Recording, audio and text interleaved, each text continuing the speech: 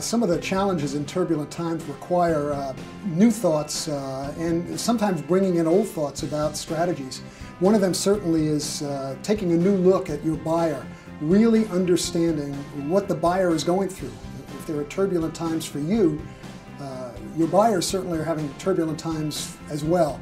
And what we need to do is figure out how they are addressing the needs of their market, how they're meeting the demands of their customers. And that really is the first step, understanding our customers better than ever before. Secondly, these days more than ever, with the tough economy, with the global economy and the challenges that we have in each country, companies buy not based on what they like, but based on what they need to survive in some cases. And what we need to be able to do is financially justify our products and services in a way that the customers can measure. Most of our products and services will apply in one of three ways. We can either help our customers increase their revenues, decrease their expenses, or reduce risk.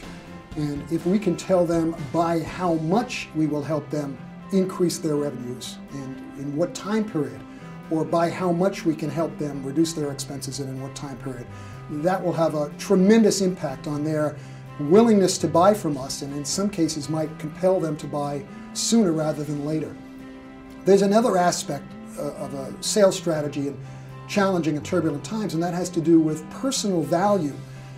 Right now, companies need advice. They need to be educated.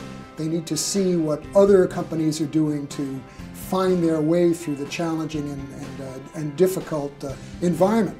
And if I, as a salesperson, have experience working with other companies in their industry or even other industries, and I've helped other companies find their way through these turbulent and challenging times, and I can use that knowledge and experience with my customer, there's more a likelihood that they will buy from me rather than someone else who is just talking to them about speeds and feeds and the details and features of their products and services.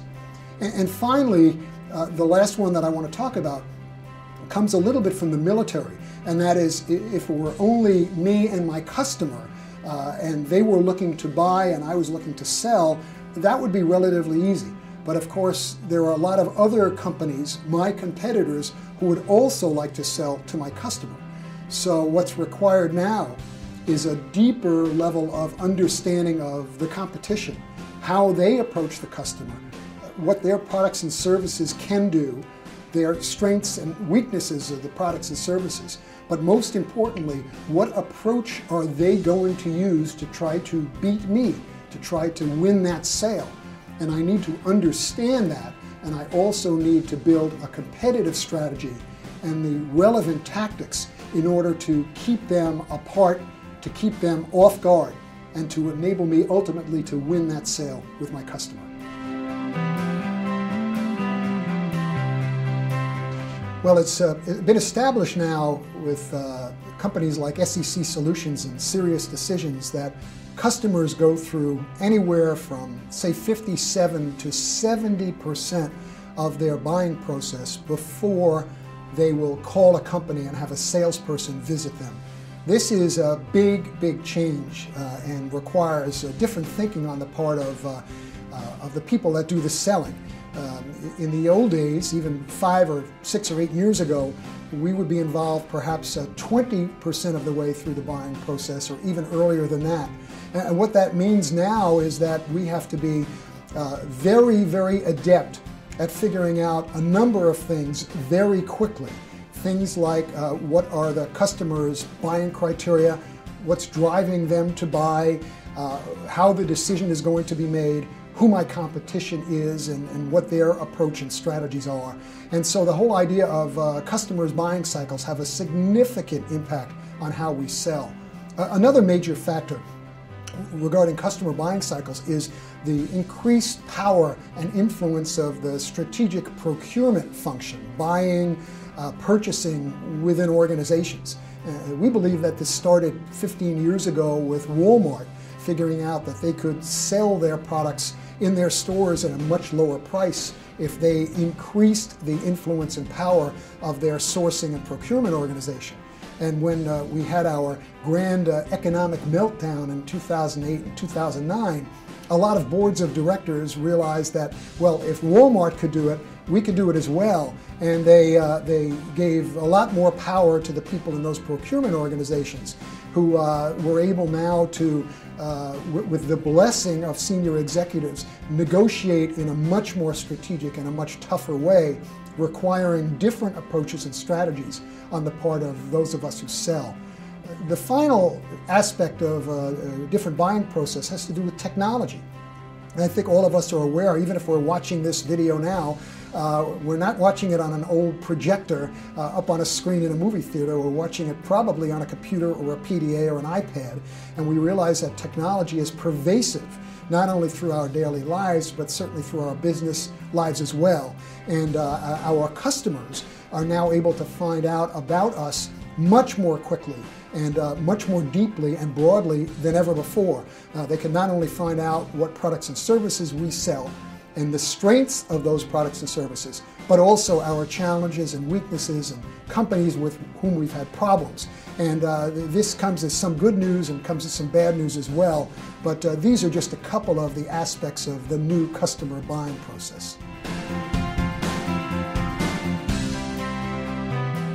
As far as challenges for the next number of months, the idea of our customers trying to commoditize what it is that we sell will continue.